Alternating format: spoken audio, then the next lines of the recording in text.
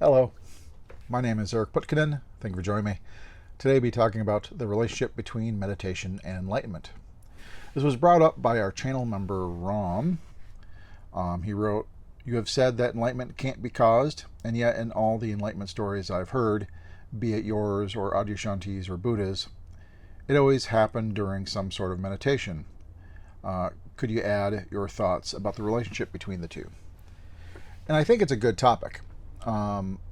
I've talked about meditation, but this is a subtle point.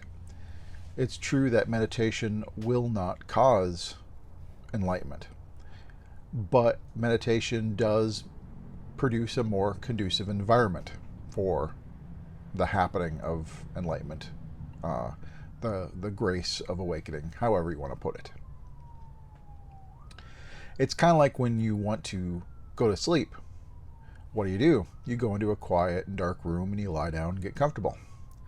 Now, does these things cause sleep? No.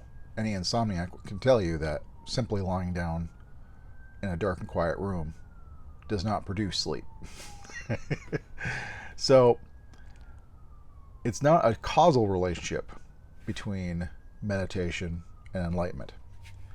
However, meditation does, like I said, not only produce a more conducive environment, but an opportunity, I think, for enlightenment to happen. The reason being is when we're meditating, which is basically just being fully aware, not thinking, this offers one of the few times where we're not distracting ourselves. We're not focused on the external and doing things. We're not, reading books, watching TV, whatever. We're not distracting ourselves, but also we're not being distracted by thought. And so when we're just simply aware and not thinking, there aren't these thoughts that are capturing our attention, and we're focusing on these thoughts. Instead, all that's left is the eternal now. What is now? And with this substantial decrease in distraction is the more conducive environment for awakening and enlightenment. They, and I can't remember who, but it's been sometimes said that enlightenment is just seeing what is as it is. And meditation, if anything, is just being with and being aware of what is. However, the being aware and being with what is doesn't necessarily cause the seeing or enlightenment. For example, you may be told that if you're looking for some spice on a shelf, let's say, or something in a fridge, I know my wife has done this before. I'll ask, where's whatever, and she'll go say it's on the refrigerator door, and I'll look. I'll open the fridge and I'll look and I'll scan everything, and I don't see it. And so I'll ask, "Are you sure it's on the door?" And she'll come right over and pull it right out. The looking doesn't necessarily mean seeing. Just because I looked doesn't mean I'll see. Those are two different things. The seeing and the looking are separate. And so meditation is simply the looking. You're looking at the now. You're looking at what is. The grace of whether you'll see what is as it is a separate issue. And so this is really the relationship between meditation and enlightenment. It's not a causal, but it's a more conducive, beneficial environment. It provides an opportunity.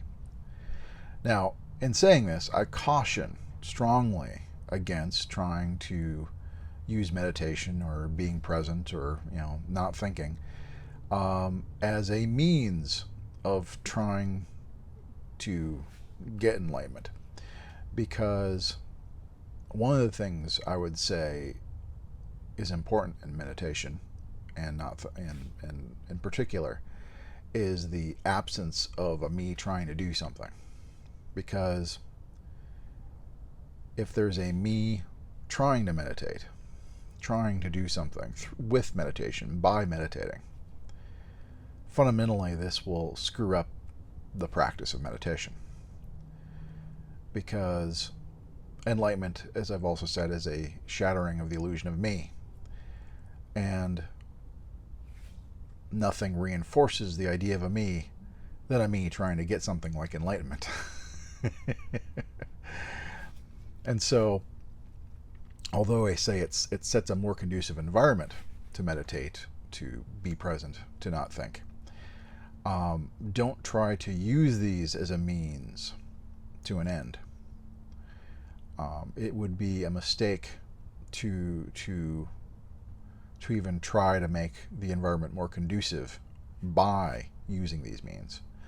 Going back to the sleep analogy, if you have something vitally important that you have to do the next day and you must go to sleep, and so what do? You do everything you can to fall asleep. You make sure the room is quiet. You make sure the room is dark. You try to get as comfortable as possible, and you just lay there going, I must fall asleep. And as long as you have this thought, you can't seem to fall asleep. And so in trying to use the conducive means to help sleep, it is possible to have them backfire and keep you from falling asleep because you're trying to use them to fall asleep. It's best to simply trying to give up trying to cause enlightenment or even sleep, because it is only when you just lie down and let yourself fall asleep naturally on its own course that you fall asleep, actually usually probably faster than you think. And so it is best to not try to cause enlightenment in any way, even try to make a more conducive environment, which is, if you're trying to make a conducive environment for enlightenment, that's a subtle way of trying to cause it or influence it. Don't even try to cause it or influence it. Just stay away from that. And so it's a bit of a double-edged sword, because on one side, yeah, there's things you can do to create a more conducive environment. But if you grab onto this too hard as a way of, I want to influence making enlightenment happen, you'll actually get in your own way. So, but anyways, as a quick sum up, that was the relationship between meditation and enlightenment, non-causal. It's more of a conducive environment, supportive measure. But I thought it was a good thing to try to explain a bit more clearly. So I thank you, Ram, for the question. If anybody else have any questions or things that they might want to have covered, I wouldn't mind reading those, and then some of those may turn into videos down the road. I will, basically, my videos come about by what's inspired, and so not every question becomes a video, but when I read the question, the inspiration was there to just answer. So anyways, if there's any questions, comments, please post below. But other than that, till next time, thank you much.